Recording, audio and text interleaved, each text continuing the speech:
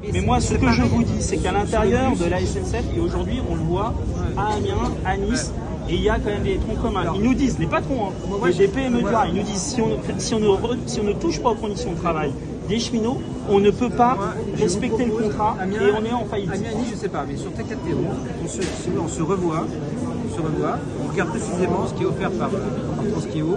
Et moi, je veux bien vous garantir que les conditions de travail sont préservées. Mais revoyons-nous sur TK11 pour faire la preuve sur ce point. Pas de souci. Ok, on regardera ça. TK11, mais on vous lâchera pas. Hein. Et après, on fera sur parce que c'est dans la boîte, comme quoi vous n'allez pas revenir sur les conditions de travail. C'est dans la boîte. Juste une autre petite question. Appel d'offres, linéaire. Oui, je nous demande. Il a dit Joker. Alors, appel d'offres, il y a linéaire. Le patron, il répond. Est-ce que vous rajoutez l'étoile de Corbeil et la ligne S dedans ou pas? Oui, c'est dans le même. Il n'y a pas de raison de le séparer. Ça reste dans la D. Ça reste dans la D ou ce sera dans la R? C'est pas exactement la même chose. L'étoile de Corbeil. Sûr. Sûr.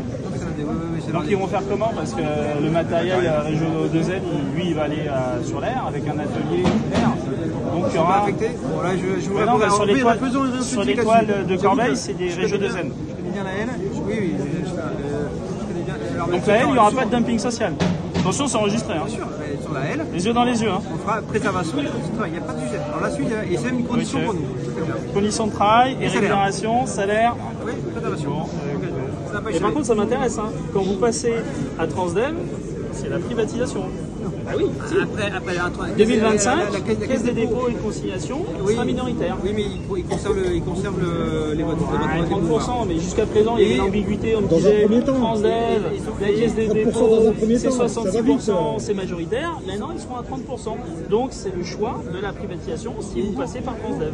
Et ils conservent le management français, ils vont conserver la stabilité. Ça c'est des techniques. On reste propriétaire de toute production, donc c'est pas la privatisation, c'est pas l'Angleterre. Si, c'est la privatisation. Parce que c'est nous qui restons propriétaires de l'outil de production. Heureusement que vous êtes propriétaire de l'outil de production. C'était vraiment la privatisation. Oui, mais les salariés sont bien transférés. On est d'accord. Aujourd'hui, la caisse des dépôts est majoritaire. En 2025, ils disent qu'ils seront minoritaires. Donc jusqu'à présent, on nous disait ouais, Transdev, c'est pas vraiment de la privatisation. Bon, même s'il y a une ouverture du capital à une boîte allemande à 33%, mais bon, on jouait un peu là-dessus. Là, c'est fini. Les masques sont tombés. En 2025, c'est clair.